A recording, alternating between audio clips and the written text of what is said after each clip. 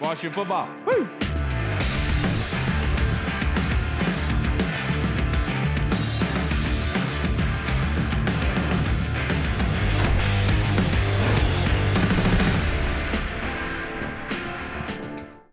Hello, everybody, and welcome to the Burgundy Zone. I am your host, Kyle, and I am joined by my co-host, Michael Hall. But we are joined by best friend of the podcast, brother of the podcast, family member, Mr. Logan Paulson. How are you doing tonight, Logan? Dude, I appreciate that intro. Thanks so much, man. I'm great. Appreciate you guys having me on. Yeah, because you're like my brother, where Reed, it's like you're like his best friend. We're closer Yeah, than Reed this is deeper here. Yeah. It's good that he's not here to hear that. So Logan, it's another depressing Monday here in Washington. They lost to Denver 17-10. They traveled up to Denver, and defensively, it was a great step forward. You know, they brought over the consistency that they showed against the Packers, holding them to 24 points. You know, the rushing, they held the Broncos to less 83 yards rushing total for the game, which was, I think, staggering personally. Mm-hmm. What went wrong yesterday for the Washington football team? So, I mean, I think like you said, I think the defense has been kind of turning a corner, and I think that started against New Orleans. Obviously, they gave up two big plays there. Kansas City, they gave up a lot of points, but I thought you started to see kind of this group galvanizing. And obviously last week against Green Bay looked pretty good, and then this week kind of continuing this ascension. So I think you feel really good about it. I think they've got a lot of very talented pieces on that side of the ball, and I think in the back of everyone's mind, they kind of knew it wasn't going to be like those first early weeks of the season for the entire season.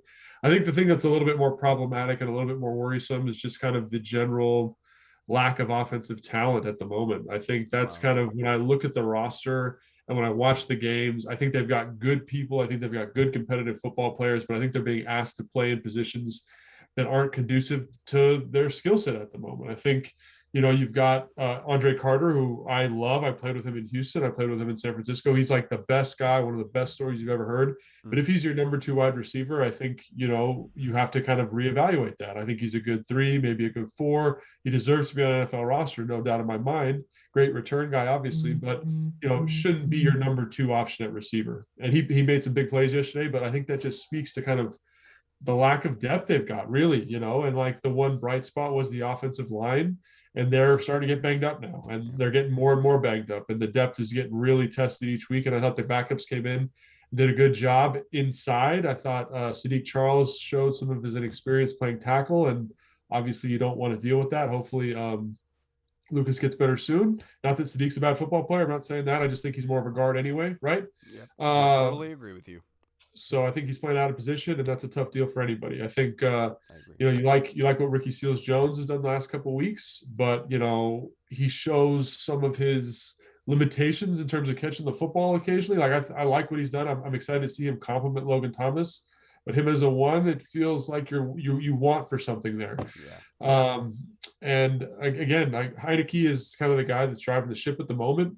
And I think you like some of the stuff he does, but you also see a lot of the inexperience, and it's not fair to be put in this situation. This is his 8th start, and he's kind of, I think people have super high expectations for him because of his age, but he's his 8th start in the NFL, and he's dealing with a hampered offense at the moment. So to me, I think that's of the things to take away from Saturday. I think, you know, the other thing that's kind of positive is Patterson showed some flashes. They got him some more touches. I like that, especially with Gibson banged up. Obviously, McKissick was a beast and very productive. But I think that, you know, when you look at the future, you look at the next kind of couple of weeks of the season, you say, like, what are they going to do offensively to turn this corner? And it's good to get Cam Sims back healthy. It was nice to see him make an appearance. I think he should get a bigger role within the offense, and hopefully that happens. But, you know, they've got a lot of stuff to figure out on that side of the ball that isn't necessarily anybody's fault. It's just, you know, they're a year away from maybe a talent standpoint.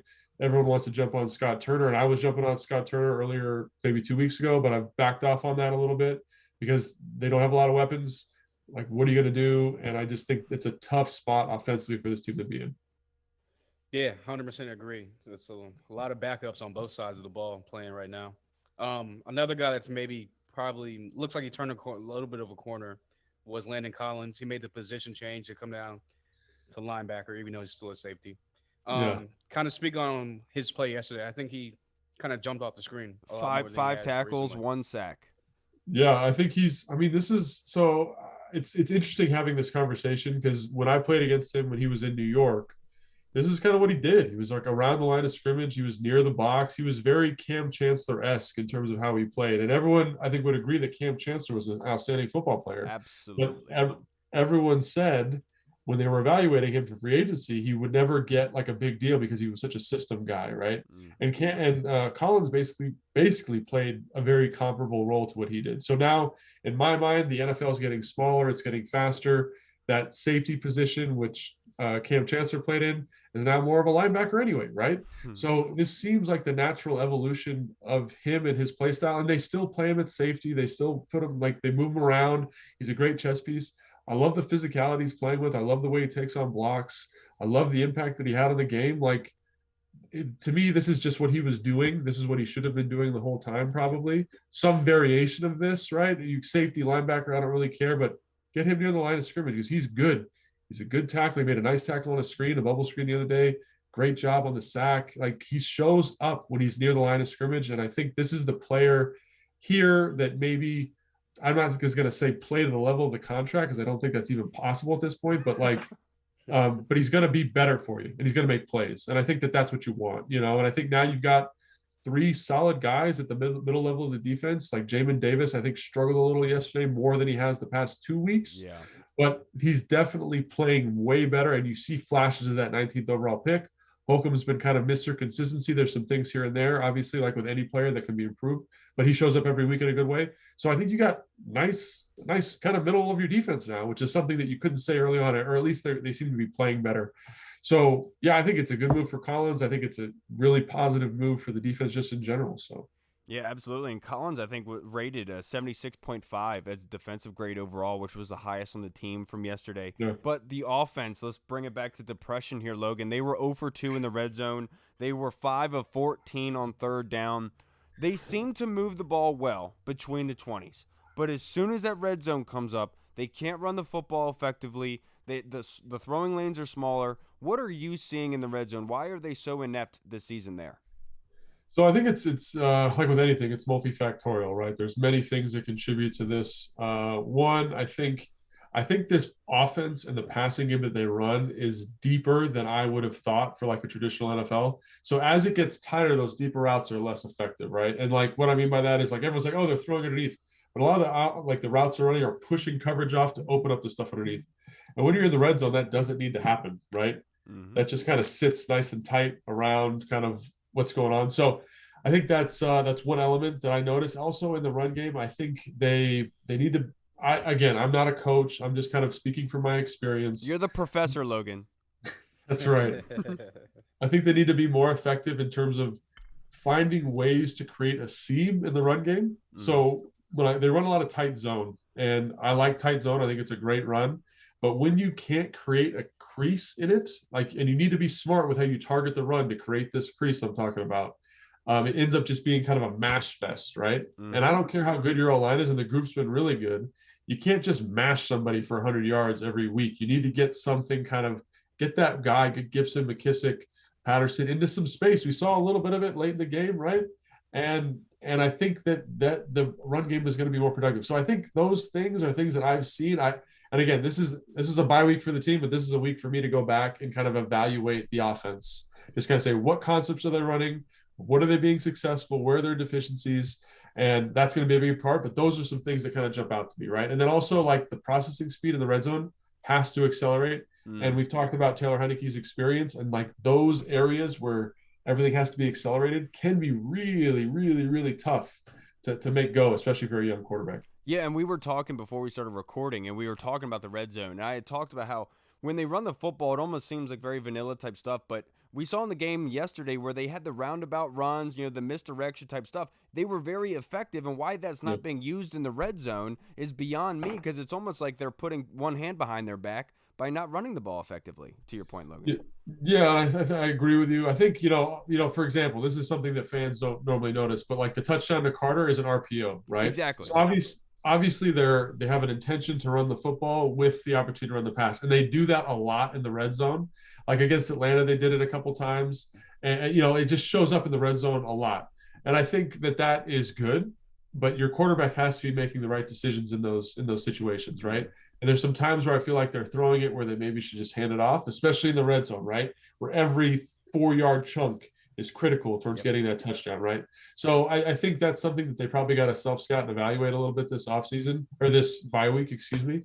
But yeah, that's kind of my thought on that. Like, yes, I agree. I think they just need to kind of get a little bit creative, more clean on the run stuff, and that's going to be hard with all the injuries on the O-line. I agree with you. Yeah, and you mentioned the bye week, and the trade deadline is coming up tomorrow.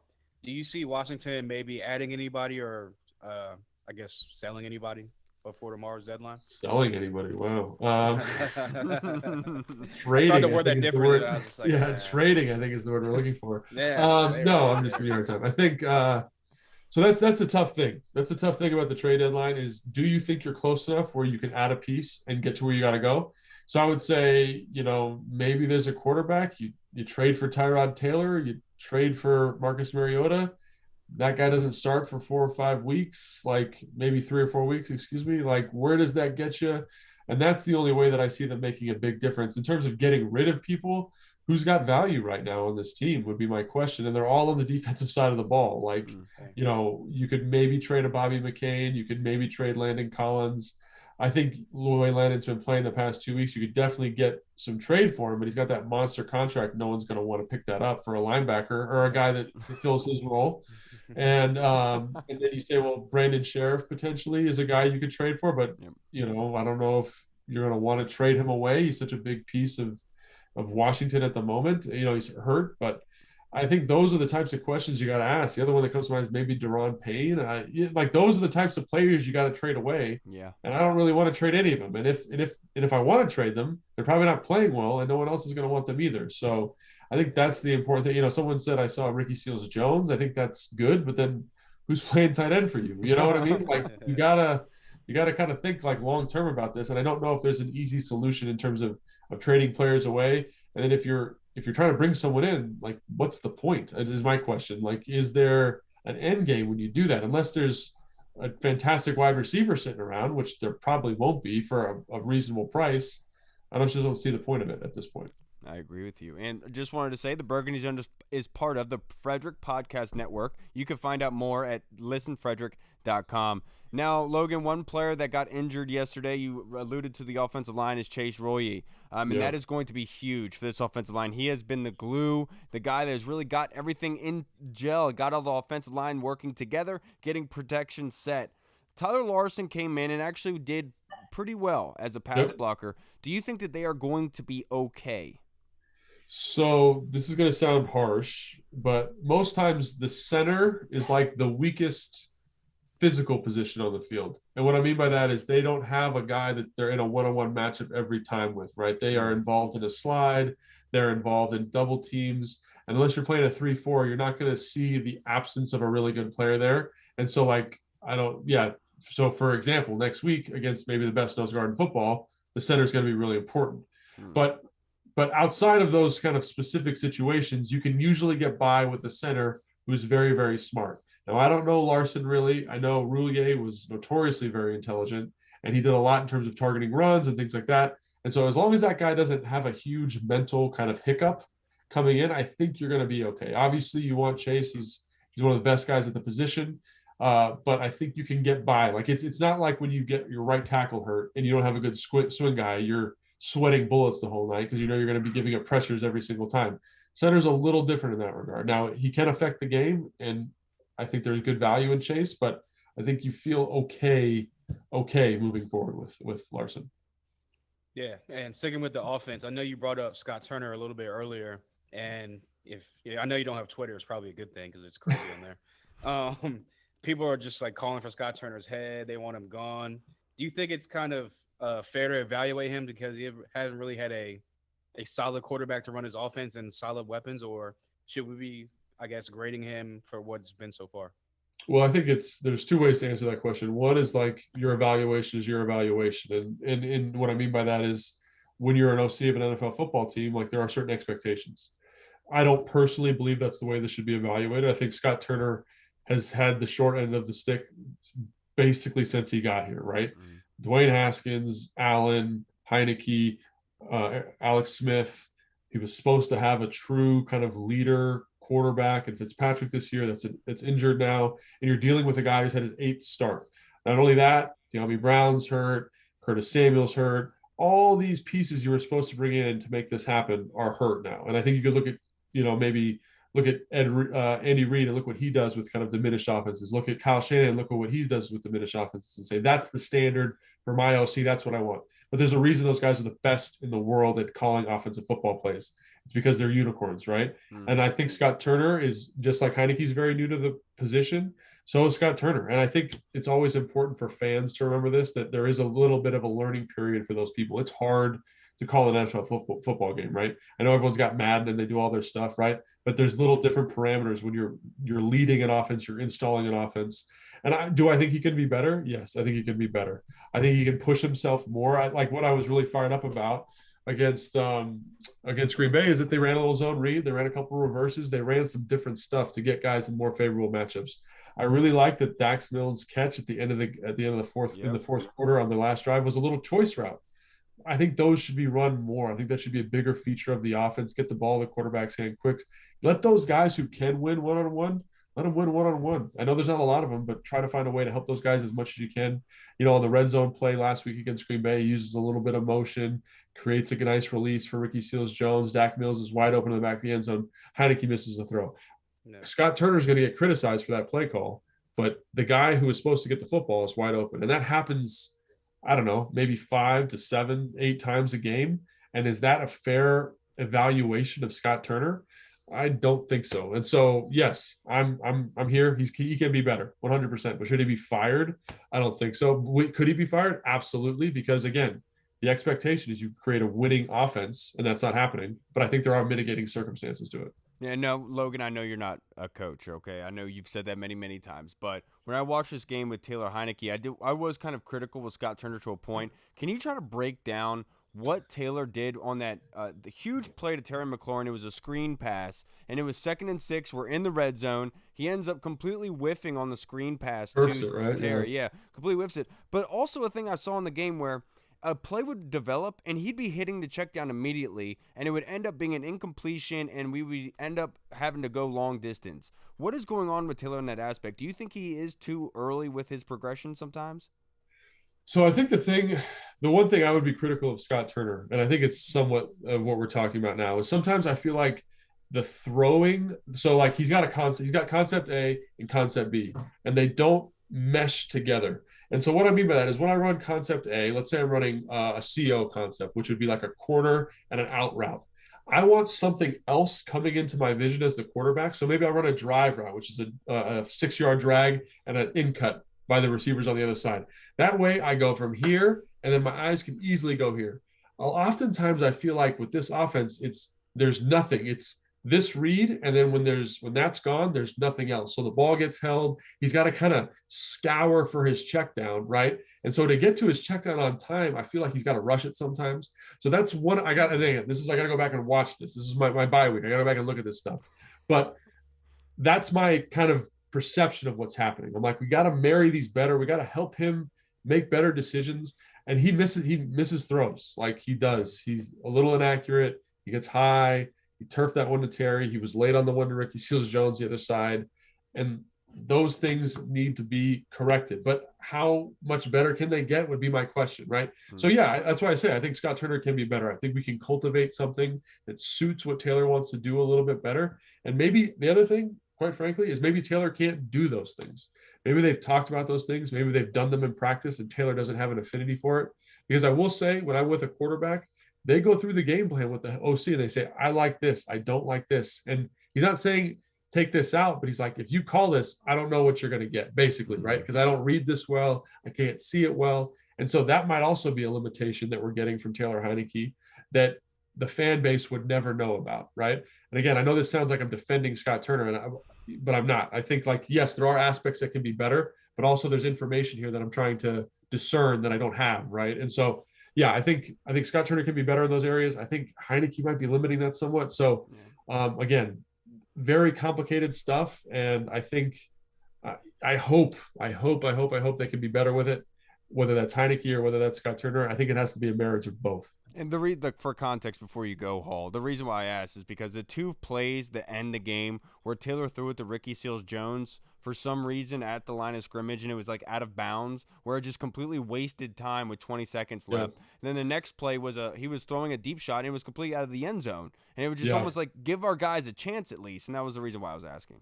Yeah, and I also think like that flat route to Ricky Seals-Jones, like I ran that flat. Right. And one of the coaching points on that flat is do not run out of bounds because you're last in the progression, right? So you have all this time to run to the sideline. So they actually tell you your clock goes off, just stop. And Ricky Seals-Jones is kind of drifting over and he steps out of bounds. So to me, that's on Ricky Seals-Jones, at least the way I read it. Okay. And then I think the out of bounds pass is kind of inexcusable. Like you got to have a touchdown with Sales out of the end zone. Obviously that can be better for sure. Right. I know a lot of people were kind of high on Antonio Gibson coming into the season. They thought he would get a lot more of like an expanded role in the offense, a lot more, I guess, third down situations for him. But I know he's been banged up, nicked up here and there, so his touches have been up and down throughout the season. We saw Jared Patterson come in this past Sunday. Do you think that they're going to be able to carry the run game, I guess, up to par with what has been with Gibson, with McKissick and Patterson, or do you think it's going to take a drop off? I know there's an injured lineman as well, so that's that factor. Yeah, it's a little bit of unfair evaluation, but I liked what I saw from Patterson in the preseason. I like what I saw yesterday. I know it wasn't an explosive, crazy day or anything like that, but I think he's got a very nice kind of natural. He's a natural runner, and what I mean by that is he sees holes well, he makes cuts, he falls forward. He's got this kind of intuitive physicality to him, which you like. And then I think McKissick's been playing really well, and I think you got to monitor his touches because he's not the biggest guy in the world. So I think that's what Patterson's doing. And I think Gibson is a guy that I love. I think he's got tremendous potential, but you can tell he's not the same version of himself. And either they need to kind of park him for a little bit, let him get healthy, because I've had stress fractures in my feet when I've been playing, and they are miserable. It feels like you're stepping on nails every play, right? And so he's got one in his shin. I don't know if it's a weight-bearing bone or not, but that's not going to feel very good either. So, I think they need to find some way to kind of manage him until he's healthy, because I do think I still believe he's one of the most explosive players in the offense, Gibson, just about making sure that he's healthy and can handle it. And everyone talks about his receiving ability and whether he should be getting more targets. And I was one of those proponents early in the season. But when I watch him, like, quite frankly, McKissick's a better receiver. And I think that's what is dictating a lot of this third down stuff and like his limited role as just a pure runner. Because when he has to catch the football, he doesn't always catch it cleanly. It doesn't look like the most natural thing in the world for him, which doesn't make sense because he did play wide receiver. But I think that's probably a big factor in why McKissick's kind of the third down guy and Gibson's the first and second down guy. Yeah, and that would make a lot of sense. Now, to wrap this up, Logan, real quick, looking forward, at this team from week 1 to now, have you seen progression as a team?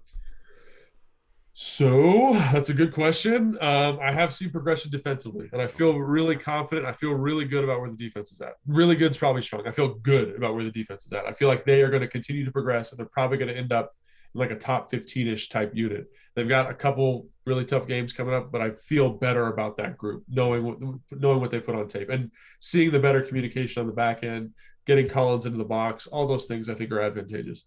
With the offense, however, I'm not as confident. I don't know where you go without getting healthier. They need to get something. They need to get another playmaking weapon out there. I like what I've seen from Dax. I don't know if he's that solution. I like what I've seen from Humphries. I don't know if he's that solution. Carter's done a nice job, but again, you need kind of that alpha guy out there, which was supposed to be Curtis Samuel, to start making some plays, and he hasn't done that. Cam Sims showed flashes of that last year, but where does that go? Yeah. Maybe Logan Thomas gets healthy after the bye. You get your other weapon back. Ricky Seals-Jones can play more of a wide receiver-ish type role if you feel good about that. So I don't know. I think this is where Scott Turner's got to make his money. Like, this is why being OC is hard. You got to sit down, study your roster, and figure out what is the best way to get those guys in positions to be successful. It's not easy. I don't want that job. Nobody in America wants that job right now, but he's got to figure it out. And getting a little bit better play from Heineke, I think, would be helpful. And not that he's played bad for being this is his 8th start, but I think he needs to play better. And if he starts playing better, he can elevate some of these guys. Maybe they can go on a run. Those are all big maybes. But I think that that's why it's so hard to be confident about the offense at the moment. They're banged up on the O-line. That was the best group. That was the group that was playing lights out. Now you got injuries there. So you say, what does this offense hang their hat on? And that nothing comes to mind outside of Terry McLaurin, really. Terry McLaurin and JD McKissick. You say those two guys, but you need more than two guys to run a good offense. Absolutely agree with you, Logan. I can't thank you enough for coming on and joining us as always and bringing your great insight. What are you looking forward to this week and what on TV? I know you should be coming out with the show, right? Yeah, we got two shows we're doing on Wednesday, so those will come out. We did Check Please tonight. I don't know if you guys watch that. It's on YouTube. It's kind of like sit down with Tim Hightower and Julie, talk about the good old days, Yeah. And then getting a nose surgery on Wednesday, so that's Good super luck. exciting. Yeah, so not to straighten it out, just to clear it out. So hopefully that helps me out a little bit. And we'll see. So I got like a really exciting bye week, obviously. Absolutely. Well, I wish you. What are you guys doing? You guys got anything going on for the bye? Oh, no, not at all, dude. Just sitting here just being depressed about the football team, watching everyone else be good and make wins. You know what I'm saying? Logan, I can't thank you enough, brother. I hope you the best. Good luck on the surgery, and we'll get you back on here soon, okay? Yeah, appreciate it, guys. Thanks so much. Of course. Thanks. Have a great one, Logan. Yeah, have a good night, guys. All right, everybody. We just spoke with the man himself, Mr. Logan Paulson. All right, now. So smart. Such a smart guy. Yeah, absolutely.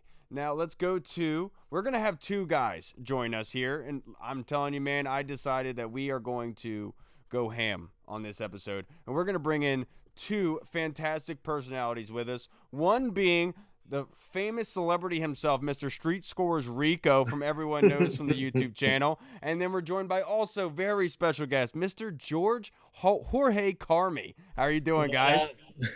What's up, gentlemen? How you guys doing today? What's good? What's good? How's everybody?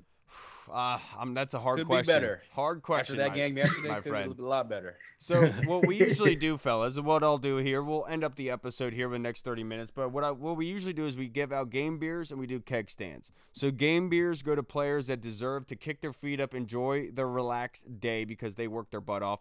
Keg stands are for the players that need to get their crap together. They need to be going through some suffering to be able to turn the tide a little bit. So I'll go with you, Rico. One player that you think deserves a game beer and why?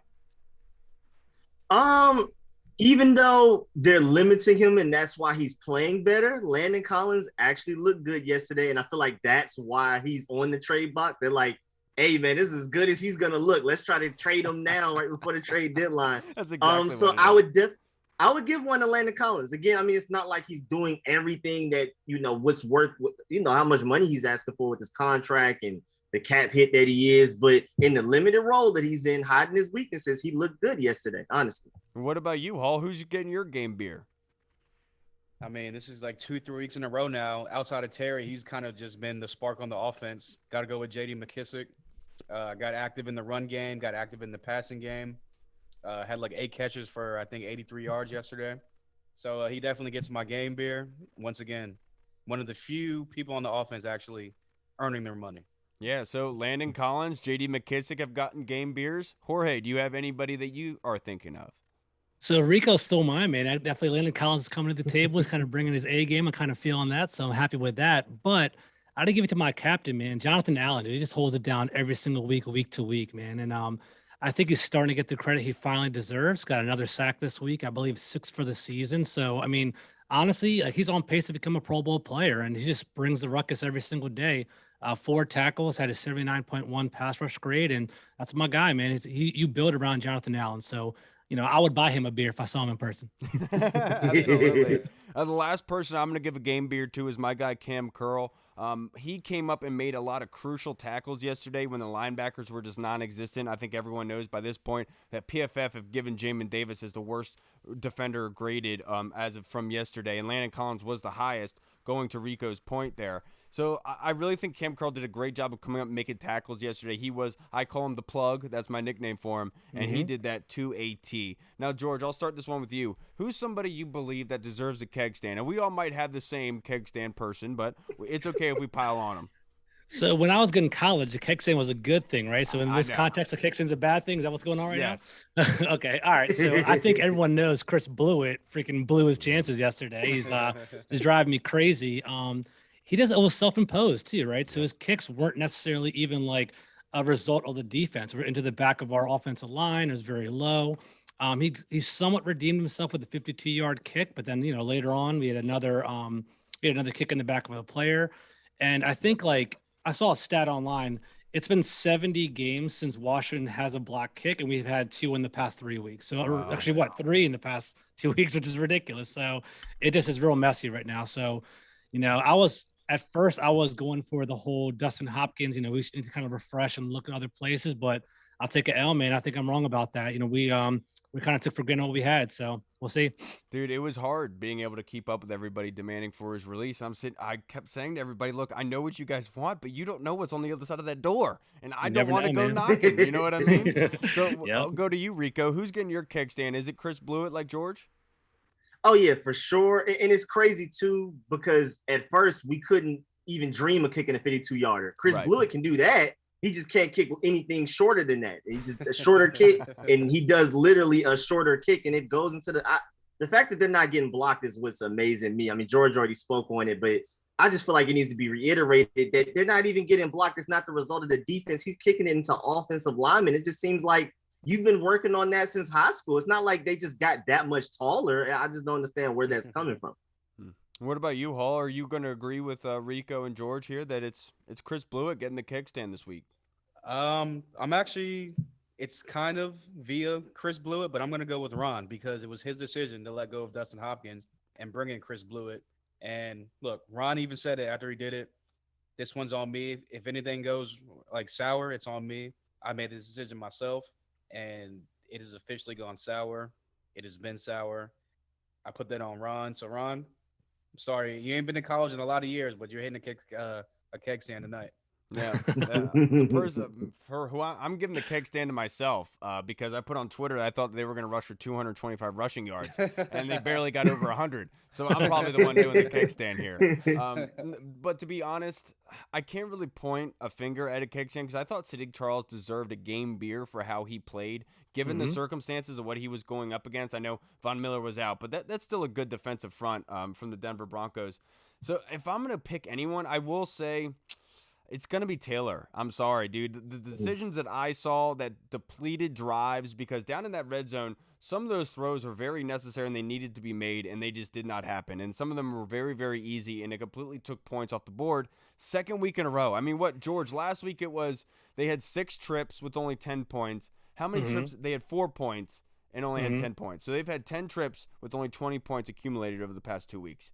It's been rough, and I don't actually have the red zone stats right in front of me, Kyle, but I do have some other interesting stats. So they were 0 for 2. 0 for 2 this week. I'm sorry, not 0 for 4. 0 for 2?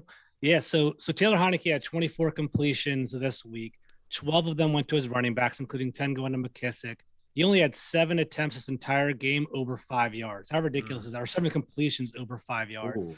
It's just checking it down constantly, and it's like I don't really know where the blame is.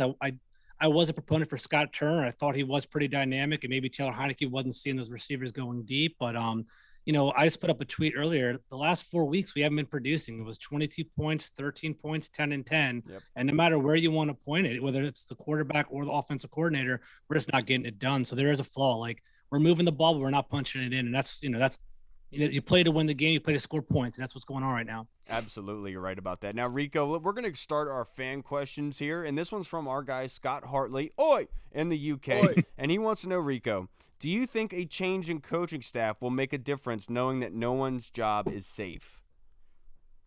I just, at this point, I want to see what continuity looks like.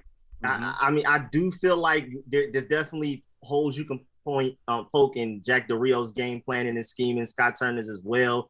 But we've tried to flipping the franchise over and doing a complete 180 over and over again for years and years now. So even if it's not the best coaching staff, I at least want to give them long enough to see what their plan is looking like. Because Rivera even said when he got here, it's probably going to be like a 5-year rebuild, which sounds crazy. But hey, at this point, let's see where it can go. Because every time we try to, make a quick decision like, oh, we don't like this anymore, abort mission, it doesn't work out.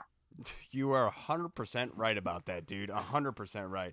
I don't think they need to be making any changes, to be perfectly honest. It wouldn't make any sense to me. Where they're at right now, no, it doesn't make any sense. What about you, George? I agree. I think for one, I'm going to keep it real, right? the Washington job isn't necessarily a desirable job right now, in my opinion, right? I think with all the mess going on, with all the off the field issues and everything going on right here, I think we were kind of blessed to get Ron Rivera in the first place. Thank Like I know I think his track record, people kind of hit all, he was like 3 winning seasons and 9 in Carolina, but one was 15-1, one went to the Super Bowl. He had 2 Dave of them Gettleman as a GM. That should be an accomplishment. yeah, it's like a handicap, right? Exactly. And then he basically got 2 more 11-win seasons on top of that, right? So I'm blessed we got him. Do I think he's going to take us over the top, Andy Reid, Sean Payton? No, I think he's more of like a transitional, like get us on our feet, and like a nice offensive coordinator will take us over the top in a couple of years. But I'm afraid, as we saw with Dustin Hopkins, if you kick one person out the door, you have no idea what's going to happen. Exactly. I'm afraid it's going to be like an overcompensation. I think it's going to be like, we'll get rid of Ron Rivera because he's an old veteran and we don't really know what's going on. We're going to get some sort of offensive coordinator that's like up and coming, but maybe over his head, like Jim Zorn, and it might just be real messy in the future. So I'm kind of like, take it, be patient. One last thing, sorry, I'm rambling, but I think we're developing too. Like Jack Del Rio, right? Like I think you and I talked about it earlier, Kyle, like who has more pressure, Scott Turner or Jack Del Rio going into the season? And, I think Jack Del Rio did. I think he came into the season maybe like being too vanilla and trying to like foster a young team, but you do have to give him credit. We are kind of developing, adding new wrinkles week to week. As you see, Landon Collins is playing the linebacker now. We're doing more stunts on the D line. We're starting to see improvement. So I do like, kind of what Rico was saying.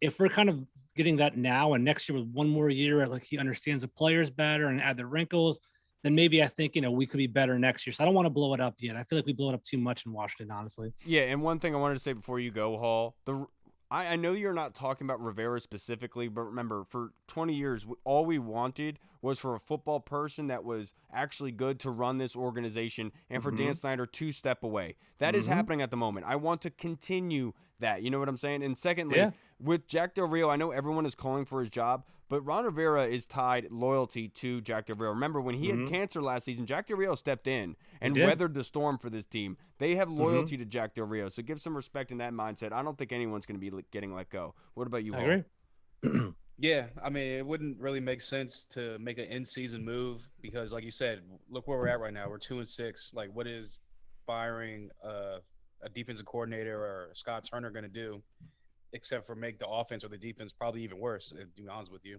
So, I mean, it can't get that much worse, but yeah, you know what I'm saying? Yeah.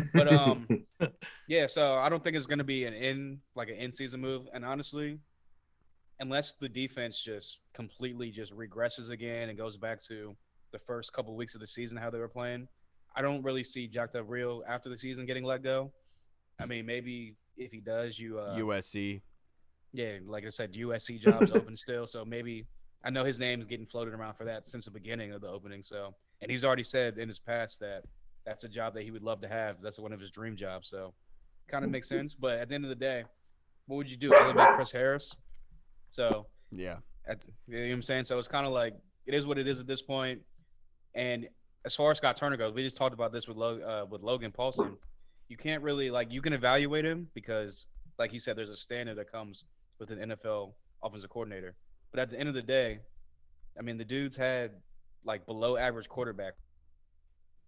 Yeah, your sound just went out, Hall. I'm sorry. All right, let's go to our next question. That is from our guy, Sergio Martin. And I'll start this with you, Rico. And this is going to be a topic of discussion, George. I'm going to go to you after Rico. Cool. Is Antonio Gibson a running back one? It's so complicated. You see the potential there. You'll see one play. He makes 3 guys miss and turn a 2-yard gain into an 8. But the can't hold on to the ball at the worst times too. I mean, it just always seems like it's a game loser. Like some guys fumble and it's like, yeah, you can just pick up all, but the Chargers one led immediately to them taking the lead. We never got the lead back. The one against the Giants really hurt us. We barely ended up winning that.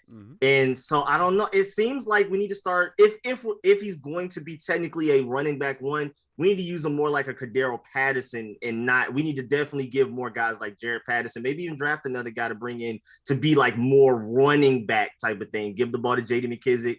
I like this. Sometimes the past 2 weeks we've had J.D. McKissic and Antonio Gibson on the field at the same time. And, positive plays came out of it. But yeah, I definitely don't feel like Antonio Gibson can carry the load. He's definitely not the Christian McCaffrey they hyped him up to be. Yeah, and the one thing I wanted to say, the title of this episode is The Loss of Identity. And I felt like the pass to Diami Brown for the touchdown, I want to be careful how I say this. I thought that was the worst thing possible for this offense. Because when you look at this team, what is their identity? What do they do well? What do they come into the game and saying, this is what we do? And there really is nothing that you can say that they do, right? But as that game was progressing, when they got that touchdown DeAndre Carter, they were running the ball effectively with Antonio Gibson, with Jared Patterson. They were picking up yardage, and they were starting to create that identity. But as soon as they threw that touchdown pass to DeAndre Carter, it turned back into the pass-happy offense. Instead of it being the ground and pound, then using Taylor use play action to hit guys deep. I thought that was the worst thing possible. But do I think Antonio Gibson's an RB1?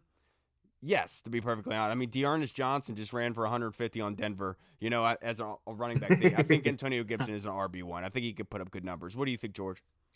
I agree, man. I'm not ready to ship the sail on Antonio Gibson right now. I do think I think he's injured. I think he got injured during the Buffalo Bills game.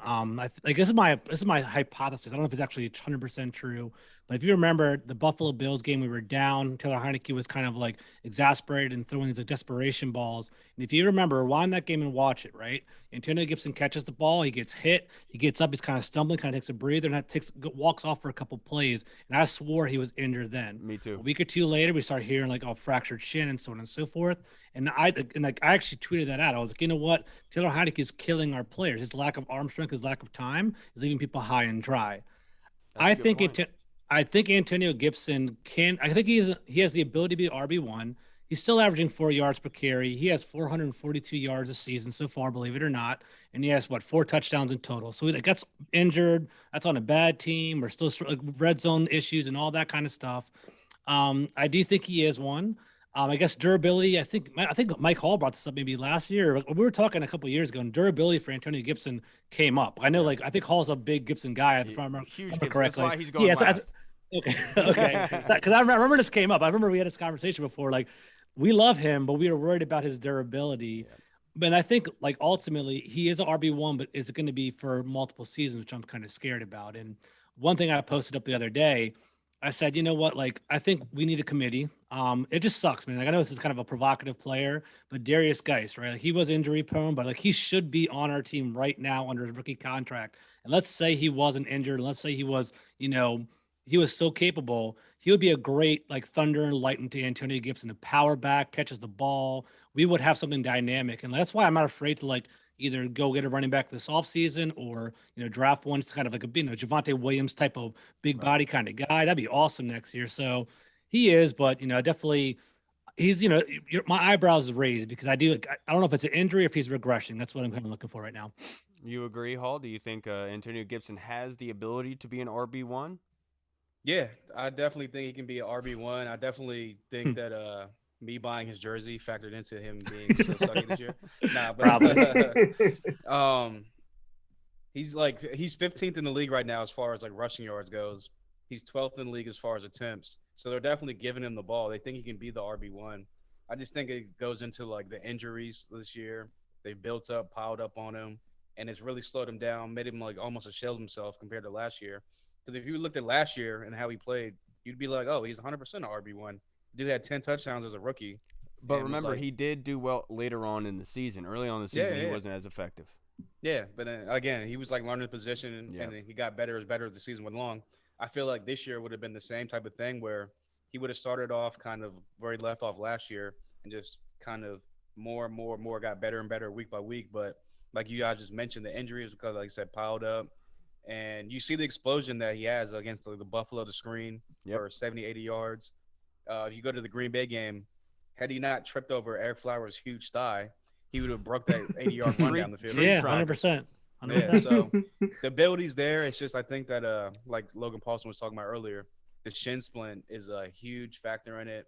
He said it's like walking on nails, taking a step. Yep. Every single step is like walking on nails. So I'm hoping that maybe the bye week gets on a little more healthy, and they were more of a committee with him going forward. Because like I said, I definitely think that he can get his touchdowns up, and they definitely need to use him a lot more in the red zone.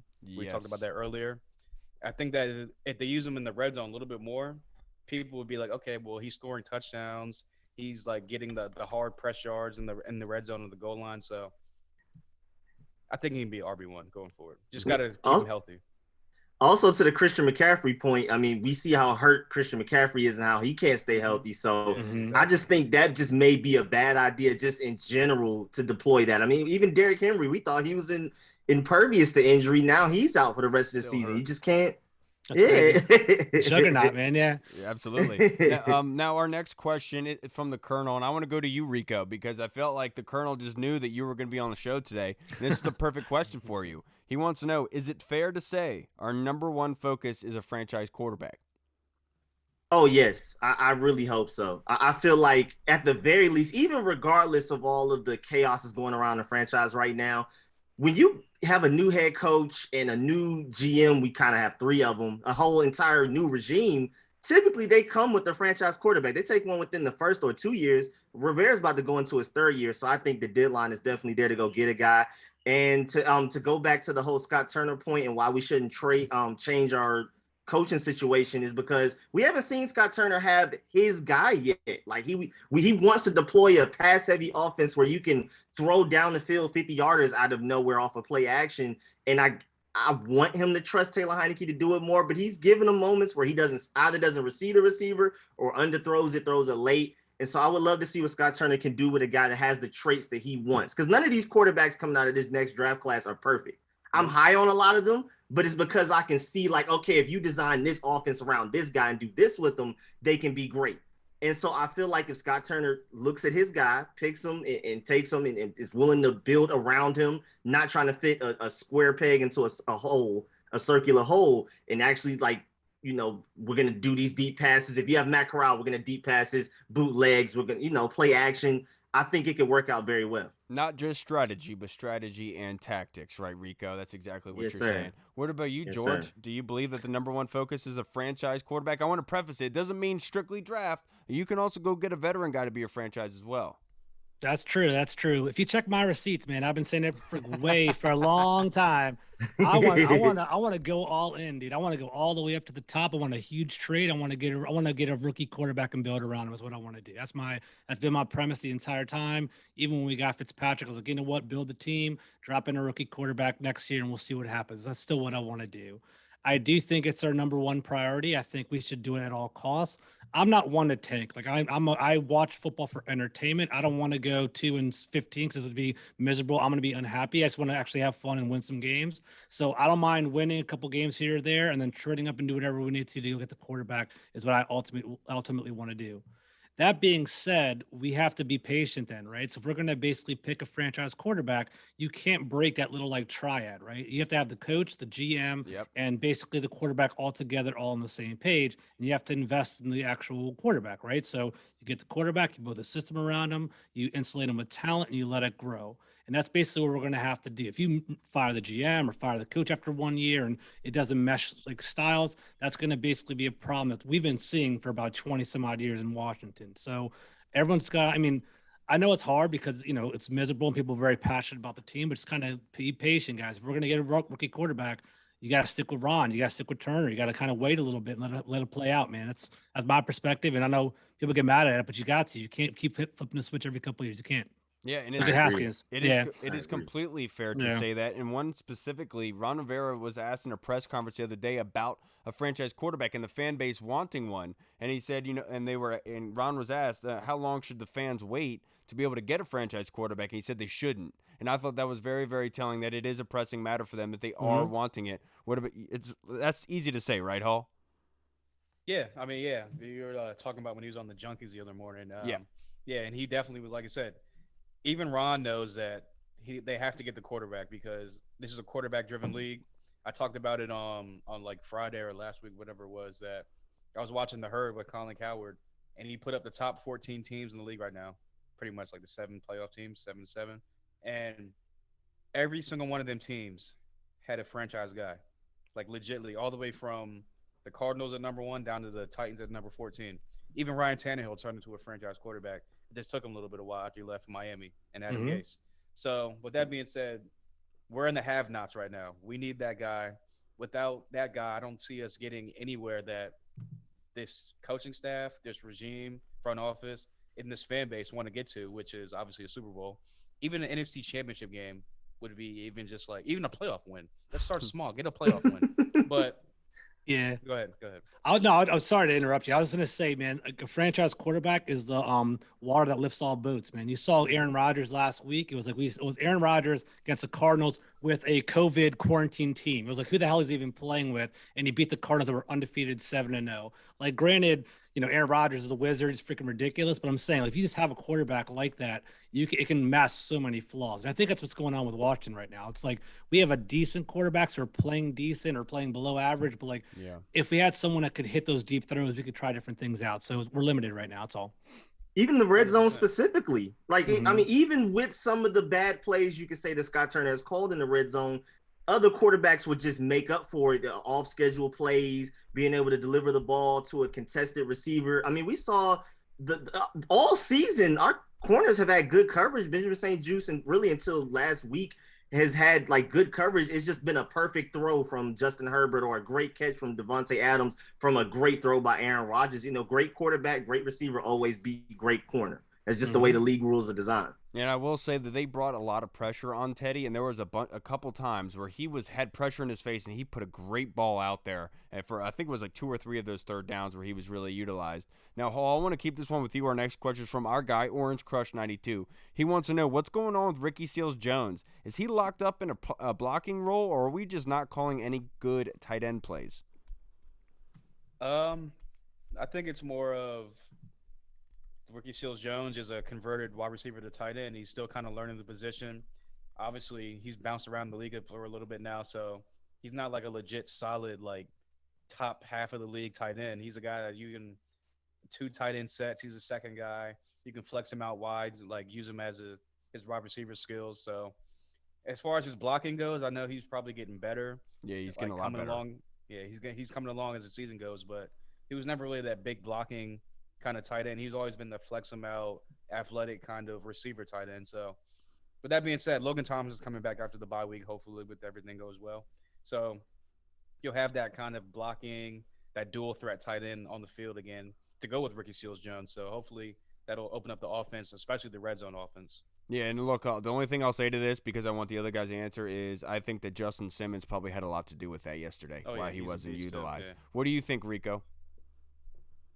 Yeah, I agree. I think it's just Scott Turner struggling to figure out how to implement them because, I mean, he had Logan Thomas and was like, oh, okay, great. I have that dual threat guy that we can start running more 12 personnel. We just need that second guy to come up. And so he's had his playbook designed off of just Logan Thomas being available. This is how we're going to attack defenses in the red zone. This is how we're going to block certain, running plays and things like that. So now Ricky Seals-Jones getting thrown in there, improving as a blocker, but still not Logan Thomas.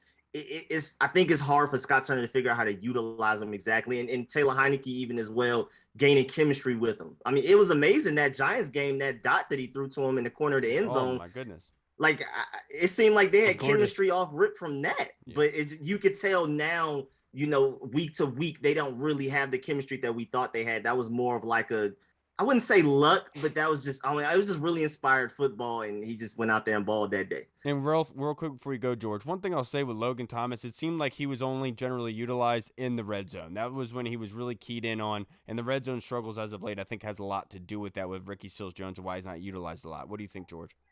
I agree. There's a reason why Ricky Seals-Jones has been on 4 different teams in 4 years, right? He's not necessarily a super dynamic player, right? He was a end of the roster kind of guy. He's kind of on the team because John Bates is still developing and Sammy Reyes isn't there yet. He has flash. I've seen some plays where he actually has done pretty well. And I'm like, you know what? Like, maybe we have something here, but I just think he doesn't really create a lot of separation. I'm looking at my stats over here. He played every single snap. There were 70 offensive snaps last game, played every single one. 45 of them, he went out on a pass play. He stayed back for 23 for run blocking. He was only targeted 4 times, 2 catches for 12 yards. Run blocking 70. He did a pretty good job with PFF score right there. But I just don't Justin Simmons was there. I don't think he's necessarily dynamic. Kareem Jackson, I think, is the other safety, if I'm not mistaken. Yeah, I believe you're right. I think you are right there. And, I just think he is who he is. I think he's a replacement level tight end. Hopefully we upgrade that next year, Yeah, and let's keep this. We're going to wrap up this episode now, guys. So I wanted to finish it with Paul Murphy's question. I thought it was very fitting. So I'll keep it with you, George. Paul wants to know, where do we go from here? What should our realistic expectations be now? And was there any highlight from the game? Washington is 2-6, heading into their bye week before they face the defending Super Bowl champions and the Tampa Bay Buccaneers in 2 weeks. Where do we go from here, George? We just got to keep growing, got to keep playing, man. So I think what we got to monitor is kind of seeing how our offense develops. Like I think, keep an eye on the people that are going to be here next year, kind of see how they grow. I want to see Scott Turner develop and continue to grow as offensive coordinator. I want to see if our defensive line is worth keeping, right? We're going to have some decisions coming up, whether we have to keep the defensive line and give them large contracts or maybe trade a couple pieces away to kind of get a quarterback if we need to. So it's definitely something to keep an eye on there. I think we have to kind of, I want to monitor Diami Brown and Jamin Davis, kind of see how they grow. Like Jamin Davis, you guys saw me, I think week 1, I was wearing a Jamin Davis jersey. I guess my guy. Basically, he's been letting me down, man. He had a really bad game last week, and I do want to see him grow. And then I think ideally I want to see Heineke keep playing. I think what's going to happen is I want him to play till Ryan Fitzpatrick. I don't think Kyle Allen is anything to factor into the future. Like people are kind of clamoring for him. Like, what's the point, right? I think they're like, I think same quarterback. Yeah, I think for me, Taylor Heineke is Case Keenum. I think they're the same player. Kyle Allen's not that far behind.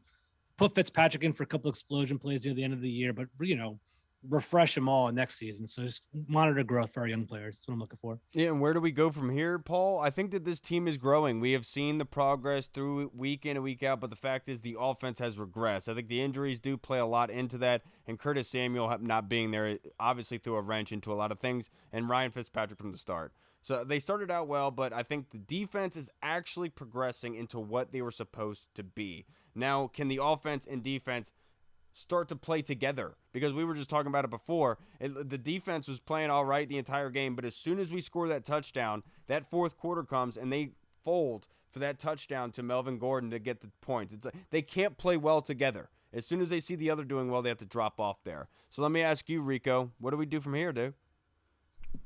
I think I agree with everything George said, especially. Definitely reiterate his statements. I feel like it's a strange, we're like in an evaluation mode where, you're still trying to win games, but don't avoid throwing it to Diami Brown because you prefer to win this. I prefer to see Diami Brown's development. I want to target him as much as possible. Same thing with Jamin Davis. Put him, even after a bad game, put him on the field as much as possible. Let him learn. We're building towards the future. You still want to win games this year, but I think development is a stronger priority. And then even as far as the Buccaneers going into this game after the bye week, they're not the same Buccaneers as last year, but at the same time, we're not the same team as we were last year when we played them. So I think everybody, calm down a little. Expectations on both sides as far as that goes. But definitely as far as the rest of this year, I think we're definitely in evaluation mode, development mode. Give guys more chances than you normally would. If this were like a playoff team and we're trying to gear up to go deep into the wild card round, trying to win the division, then maybe I could see you trying to, utilize Jared Patterson more than J.D. McKissick and things like that. But now, give Jared Patterson some more carries, even though J.D. McKissick is balling. Yeah, and I will say before you go, Hall, I would like for them to have their identity be run first on offense. I thought they were doing that in that game with Jared Patterson, Antonio Gibson, and J.D. McKissick, and they went away from it after the Taylor touchdown. What do you think, Hall?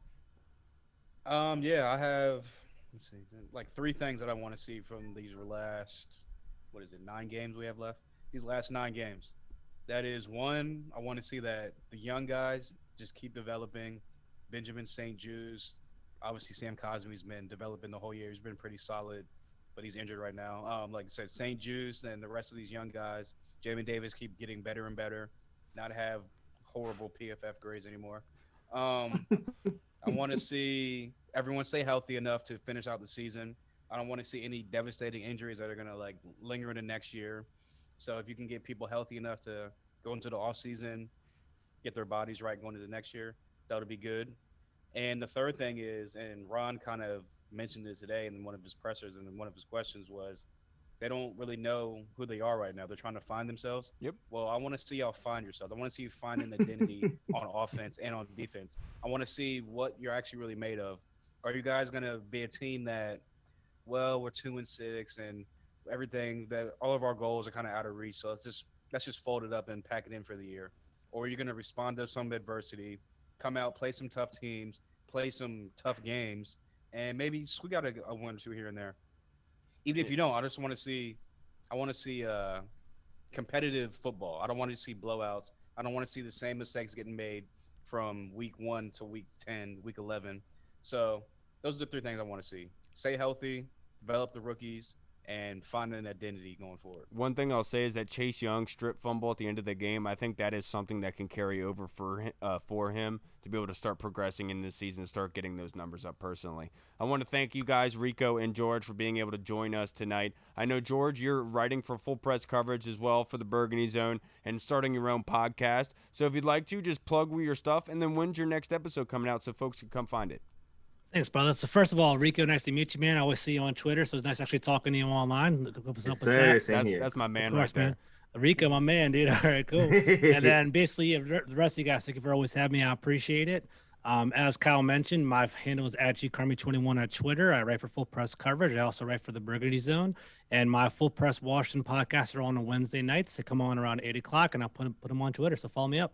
Absolutely. If you're not following George by now, you're making a huge mistake. Just like there's nobody left on YouTube that's not following Mr. Street Scores Rico. But just in case 10K strong, that's all the shirt. But just in case there's somebody out there, out there that doesn't follow you already, Rico, if you want to plug your stuff in and be able to update them on when your next show is. Yes, sir. So, well, first of all, George, always retweeting your stuff. Super agree with you on a lot of stuff, even just the past few years, especially this quarterback situation. It seems like it's just been a handful of us fighting everybody else over this pod right here. Exactly. It's really just about this right here. Yeah.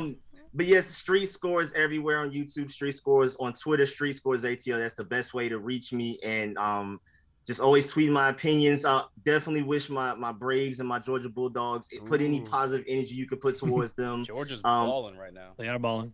Yeah, I'm afraid of that little end where it just teeters off for any weird reason. I'm hoping we can hold strong.